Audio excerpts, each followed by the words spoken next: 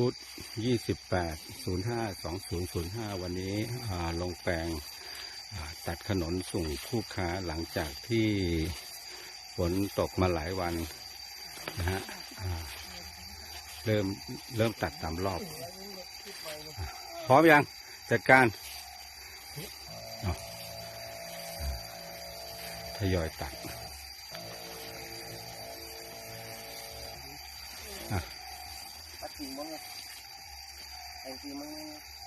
เข้าที่ดิไข่อุ้มปูยังปูกระดาษยังปูแล้วเนาะปูถุงแล้วเนาะ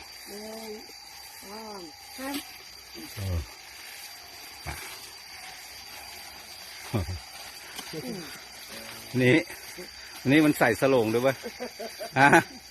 วันนี้ใส่สโลงด้วยเหรอโอเคฟิตหัวด้วยอย่าลืมฟิตขั้วด้วยนะฟิตขั้วที่กิ่งด้วยโอเค